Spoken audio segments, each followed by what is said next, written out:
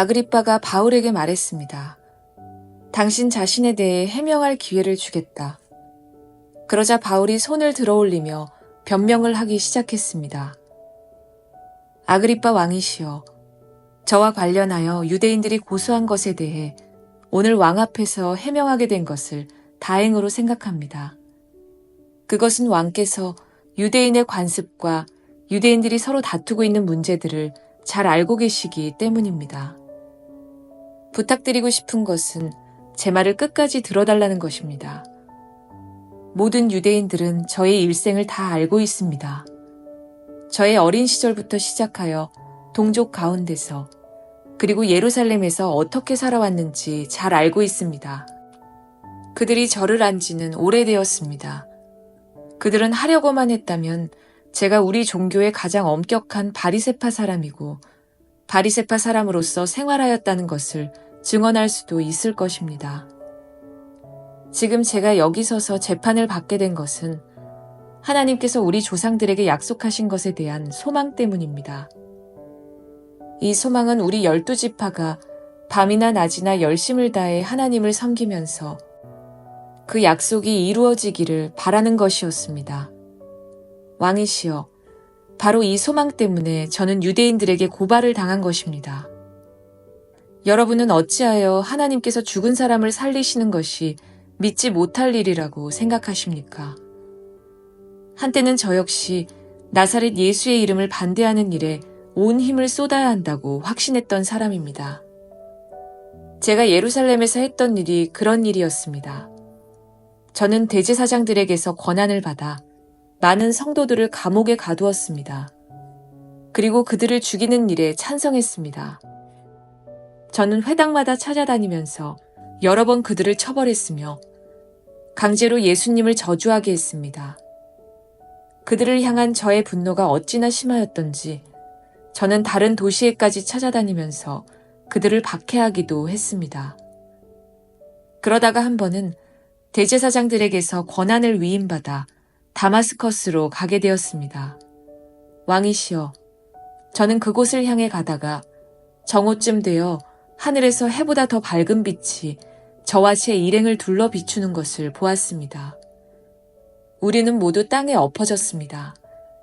그때의 저는 히브리 말로 사울아 사울아 내가 어찌하여 나를 박해하느냐, 가시도 친 채찍을 발로 차보아야 너만 다칠 뿐이다 라는 음성을 들었습니다. 제가 주님, 당신은 누구십니까? 라고 묻자 주님께서는 이렇게 말씀하셨습니다. 나는 내가 박해하는 예수다. 일어나라. 발을 딛고 서라. 내가 이렇게 내게 나타난 것은 너를 나의 일꾼으로 삼아 내가 본 것과 앞으로 내가 내게 보여줄 것을 사람들에게 증언하도록 하기 위해서이다.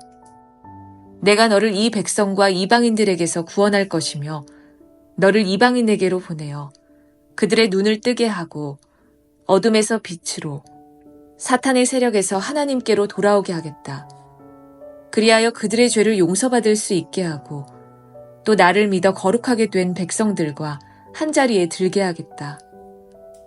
아그리빠 왕이시여, 저는 하늘로부터 받은 이 환상에 복종하지 않을 수 없었습니다. 저는 처음에는 다마스커스 사람들에게, 그 다음에는 예루살렘과 유대 지방의 모든 사람들에게, 나중에는 이방인들에게까지 회개하고 하나님께 돌아와서 회개한 모습을 행동으로써 보이라고 선포했습니다. 이런 일들 때문에 유대인들이 저를 성전에서 붙잡아 죽이려고 했습니다. 그러나 저는 이날까지 하나님의 도우심을 받아왔습니다. 그래서 지금 제가 본 것을 이 자리에서 높은 사람이나 낮은 사람이나 모든 사람들에게 증언하고 있습니다. 저는 모세와 예언자들이 앞으로 일어나리라고 예언한 것 이외에는 아무것도 말하지 않았습니다. 모세와 예언자들은 그리스도께서 고난을 당하신다는 것과 죽은 자들 가운데서 먼저 부활하실 것과 자기 백성과 이방인들에게 빛을 선포하실 것을 예언했습니다. 바울이 이런 식으로 변명하자 베스도가 바울을 향해 큰 소리로 바울아, 내가 미쳤구나. 너의 많은 학식 때문에 내가 미쳐버렸다 라고 말했습니다. 그러나 바울은 이렇게 대답했습니다. 베스도 각하, 저는 미치지 않았습니다. 제가 드린 말은 다 사실입니다. 전부 맑은 정신으로 하는 말입니다. 아그리빠 왕이 이 사실을 알고 계시므로 제가 거리낌 없이 말씀드릴 수 있었던 것입니다. 이 일은 어느 한 구석에서 일어난 일이 아니기 때문에 어느 하나도 왕이 모르실 리가 없다고 저는 확신합니다. 아그리빠 왕이시여, 예언자들의 말을 믿으십니까? 믿으시는 줄 압니다. 그러자 아그리빠 왕이 바울에게 말했습니다. 그토록 짧은 시간에 나를 설득하여 그리스도인이 되게 할 수 있다고 생각하는가? 바울이 대답했습니다. 짧은 시간이든 긴 시간이든 왕뿐만 아니라 지금 제 말을 듣고 있는 모든 사람들이 이렇게 결박된 것 말고는 저처럼 되기를 하나님께 기도합니다. 그러자 아그리빠 왕과 베스도 총독과 버니게를 비롯해서 그들과 함께 앉아있던 사람들이 다 일어났습니다.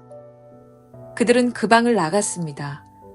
그들은 서로 이야기하면서 이 사람은 사형을 당하거나 감옥에 갇힐 만한 일은 하나도 하지 않았다고 말했습니다.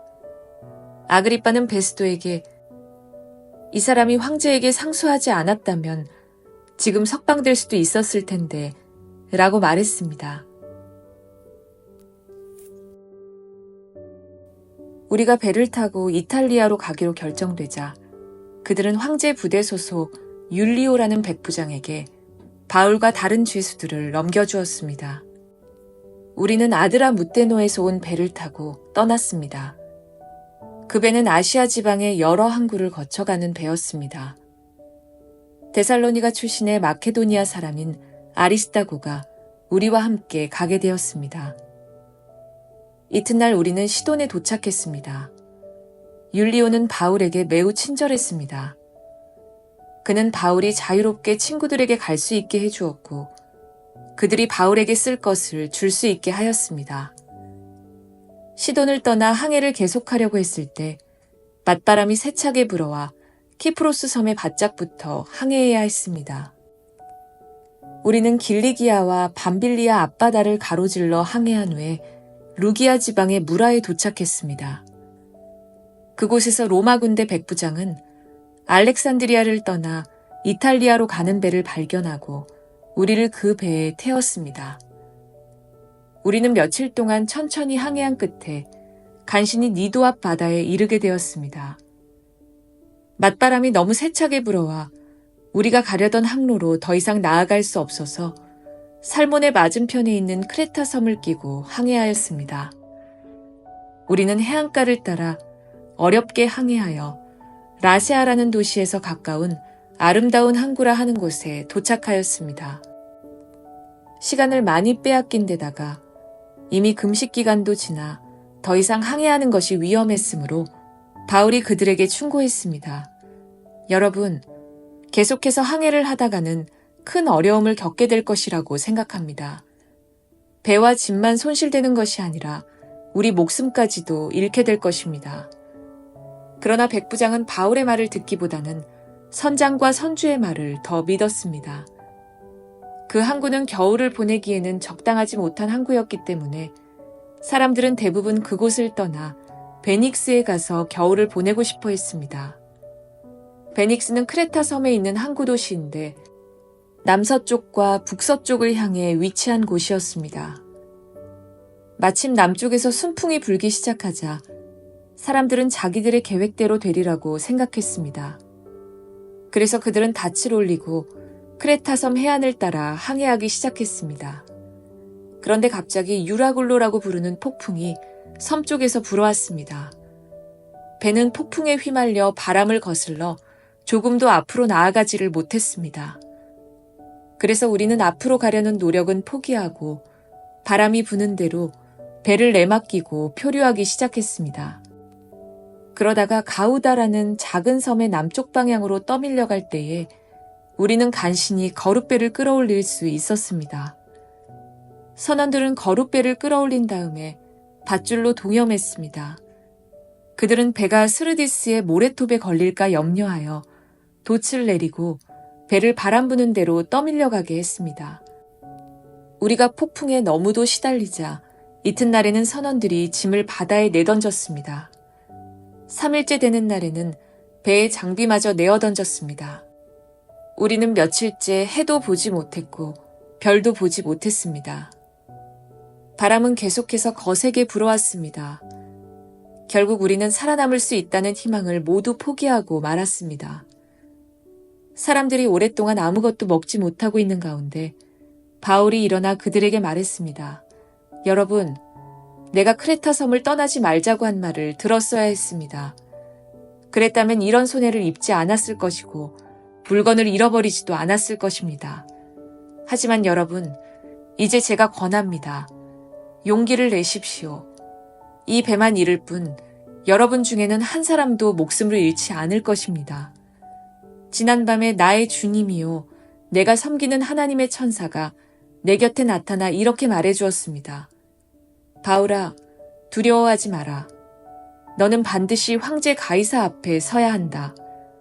하나님께서 너와 함께 항해하는 모든 사람들의 목숨을 너에게 맡겨주셨다. 그러니 여러분 용기를 내십시오. 나는 하나님을 믿습니다. 모든 일이 하나님의 천사가 내게 말씀하신 대로 이루어질 것입니다. 우리는 반드시 어떤 섬에 밀려가 닿게 될 것입니다. 14일 되던 밤에 우리는 아드리아 바다에서 표류하였습니다. 한밤중에 선원들은 우리가 어떤 섬에 가까워지고 있음을 느꼈습니다. 그래서 물 깊이를 재어보니 약 40m였고 조금 더 가서 다시 재어보니 이번에는 약 30m였습니다. 우리는 혹시 암초에 걸리지는 않을까 염려가 되어 닷 4개를 물에 던져놓고 날이 밝기를 기다렸습니다. 그런데 선원 몇 사람이 배에서 빠져나갈 속셈으로 배 앞쪽에 닻을 더 내린다는 구실로 거룻배를 물에 내렸습니다. 그러자 바울이 백부장과 군인들에게 이 사람들이 배에 남아있지 않으면 당신들마저 구조되지 못합니다. 라고 말했습니다. 그래서 군인들이 밧줄을 끊어서 거룻배를 떼어버렸습니다. 날이 밝을 무렵 바울은 모든 사람에게 음식을 먹으라고 권하면서 말했습니다. 지난 14일 동안 여러분은 마음을 졸이며 지금까지 아무것도 먹지 않고 지냈습니다. 하지만 이제는 음식을 드십시오. 그래야 살아남을 수 있습니다. 여러분 중에 그 누구도 머리카락 하나도 잃지 않을 것입니다. 바울은 이 말을 하고서 모든 사람 앞에서 빵을 들어 하나님께 감사 기도를 드리고 빵을 떼어 먹기 시작했습니다. 그러자 사람들도 용기를 얻어 음식을 먹었습니다. 배 안에 있던 사람들은 모두 276명이었습니다. 사람들은 음식을 배불리 먹고 나서 식량을 바다에 던져 배를 가볍게 했습니다. 날이 밝았습니다. 사람들은 그곳이 어느 땅인지는 알 수 없었지만 그들의 눈에 모래밭이 있는 항만이 눈에 띄었습니다. 그래서 그들은 어떻게 해서든지 배를 모래밭에 대기로 작정하였습니다. 그들은 밧줄을 끊어서 닻을 바다에 내버리는 동시에 키를 묶은 밧줄을 풀었습니다. 그리고 앞 돛을 올려서 바람을 타고 해안 쪽으로 배를 몰았습니다. 그러나 배는 두 물살이 만나는 곳에 들어가 모래톱에 걸리고 말았습니다. 뱃머리는 꼼짝도 하지 않고 배 뒤쪽은 거센 파도에 부딪혀 깨어졌습니다.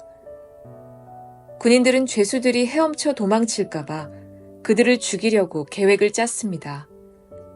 그러나 백부장 율리오는 바울을 살리고 싶어 했습니다. 그는 군인들이 죄수를 죽이지 못하도록 헤엄칠 수 있는 사람들은 모두 바다로 뛰어들어 육지로 올라가라고 명령했습니다. 남은 사람들은 널빤지나 부서진 배 조각을 붙잡고 나가게 명령했습니다. 그들은 모두 무사히 육지로 올라왔습니다. 우리는 육지에 무사히 오른 뒤에야 그 섬이 몰타 섬이라는 것을 알았습니다. 비가 오고 매우 추웠습니다. 섬 사람들은 우리에게 분에 넘치는 친절을 베풀며 불을 피워놓고 우리를 맞아주었습니다. 바울이 장작을 한 무더기 모아다가 불에 넣었는데 뜨거운 불 때문에 독사가 튀어나와 바울의 손을 물었습니다.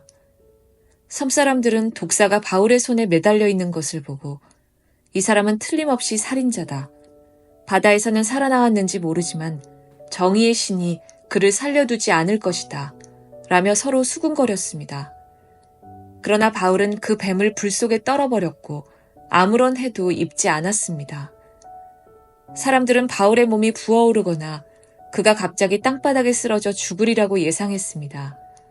그런데 아무리 기다려도 바울에게 아무런 일이 일어나지 않자 그들은 바울을 달리 생각하게 되었습니다. 그들은 바울을 신이라고 불렀습니다. 그 근처에 그 섬의 추장인 보블리오가 땅을 소유하고 있었습니다. 그 사람이 우리를 자기 집으로 초대해서 3일 동안 친절하게 대접해 주었습니다. 때마침 보블리오의 아버지가 열병과 이질에 걸려 자리에 누워 있었습니다. 바울이 그를 찾아가 기도하고 그 사람의 몸에 손을 얹어 그를 낫게 하였습니다. 이 일이 있은 뒤에 그 섬에서 병을 앓고 있는 다른 사람들도 바울을 찾아와 고침을 받았습니다. 그 섬 사람들은 우리를 잘 대접해 주었습니다. 우리가 떠나려고 할 때 그들은 필요한 물건들을 배에 실어 주었습니다. 석 달이 지난 후 우리는 그 섬에서 겨울을 보낸 알렉산드리아 배를 타고 뱃길에 올랐습니다. 그 배의 앞에는 쌍둥이 신 표시가 있었습니다. 우리는 수라구사에 배를 대고 3일 동안을 지냈습니다. 그곳을 떠나서는 레기온에 도착했습니다. 그 이튿날 남풍이 불어와서 그곳을 쉽게 벗어날 수 있었습니다. 이틀 만에 우리는 보디올에 닿았습니다. 거기서 우리는 신자들을 만나 그들의 초청을 받고 일주일 동안 그들과 함께 지냈습니다. 그런 뒤에 마침내 우리는 로마에 도착했습니다. 로마에 있는 형제들은 우리가 온다는 소식을 듣고 아비오 광장과 새 여관까지 우리를 마중하러 왔습니다. 바울은 그들을 보자 용기를 얻었으며 하나님께 감사했습니다. 우리가 로마에 도착했을 때 바울은 그를 지키는 군인 한 사람과 함께 혼자 지내도 된다는 허락을 받았습니다. 3일 뒤에 바울은 그곳의 유대인 지도자들을 불러 모았습니다. 그들이 모이자 바울은 이렇게 말했습니다. 동포 여러분, 나는 우리 백성이나 우리 조상들의 관습을 거스르는 일을 한 적이 없습니다. 그런데도 나는 예루살렘에서 붙잡혀 로마 사람들의 손에 넘겨졌습니다. 로마 사람들이 나를 신문했으나 내게는 사형을 당할 만한 죄가 없다는 것을 알고 나를 풀어주려 했습니다. 그런데 그곳의 유대인들이 반대해서 나는 로마에 와서 황제에게 상소할 수밖에 없었습니다. 그렇다고 해서 내 백성을 고발하려는 것은 아닙니다. 이런 이유로 여러분을 뵙고 말씀드리고자 오시라고 했던 것입니다. 내가 이렇게 사슬에 매인 것은 이스라엘의 소망 때문입니다. 유대인들이 바울에게 대답했습니다. 우리는 아직 유대로부터 당신에 관한 어떤 편지도 받은 적이 없습니다. 또 유대로부터 온 우리 형제들 중에서 당신에 관한 나쁜 소문을 전하거나 당신을 나쁘게 말한 사람도 없습니다. 우리는 다만 당신 생각을 듣고 싶습니다. 우리가 알기로는 어디를 가도 당신 종파에 대해서 반대하는 사람이 많다고 합니다. 바울과 유대인들은 만날 날짜를 정했습니다. 그날이 되었을 때 더 많은 유대인들이 바울이 지내고 있는 곳으로 모였습니다. 바울은 아침부터 저녁까지 그들에게 하나님의 나라를 설명하고 선포했습니다. 또 모세와 예언자들의 글을 예로 들어서 그들이 예수에 관한 것을 믿게 하려 애썼습니다. 바울의 말을 믿는 사람들도 있었지만 믿지 않는 사람들도 있었습니다. 그들이 이처럼 의견이 갈린 채 헤어질 때에 바울이 한마디 말을 남겼습니다. 성령께서 예언자 이사야를 통해 여러분의 조상에게 말씀하신 것은 진리입니다.